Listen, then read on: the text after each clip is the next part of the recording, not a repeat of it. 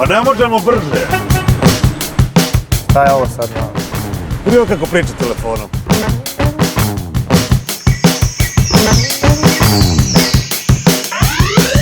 Dobrodošli u drugi deo Renault SUV izazova u kojem istražujemo bezobzirnu vožnju.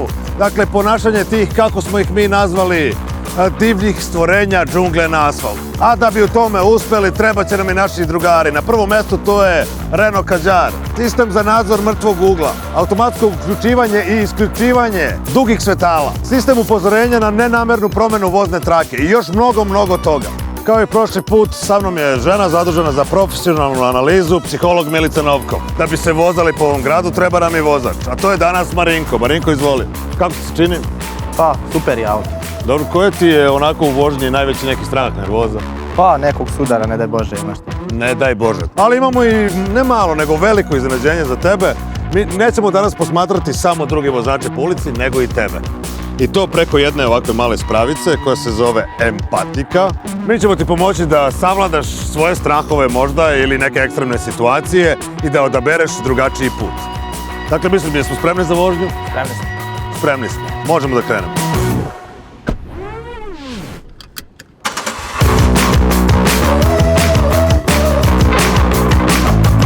Šta je ovo sad?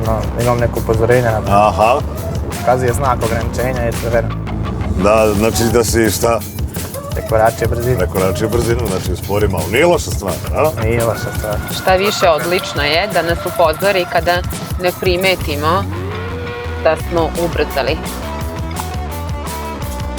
Ruža, šta te najviše nervira u vožnji? Pa najviše me nervira kad drugi učesnici krše pravila. Onda je korisno da nekada i napraviš sebi neku atmosferu koja će ti biti...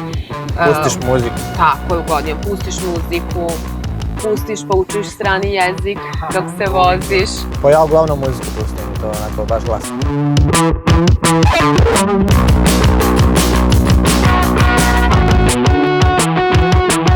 Vidi ovo kako je prešao. Bez da je dao žmigavac, bez da je dao... Ali ti pazi, ovo je baš uska ulica.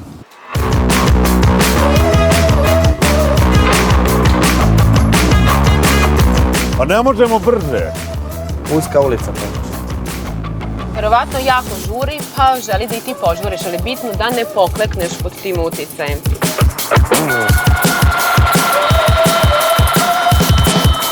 Vidi ovo. Vidi ovo kako priča telefonom. E, to mene ubija. On priča telefonom i vozi, eto.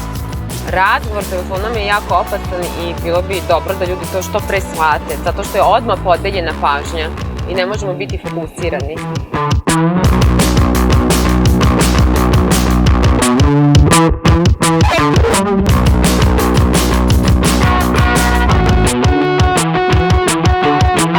Dakle, Marinko je uspeo da ostane smiren, da odabere drugačiji put i da zaista zavlada džunglom na asfaltu. A vi ne menjajte kanal, jer za nekoliko dana moći ćete da vidite još jednu SUV Renault ekspediciju kada ćemo voziti možda i najveću zver među ova tri auta do sada, to je Renault Koleos. Vidimo se za par dana u novoj epizodi ove džungle na asfaltu.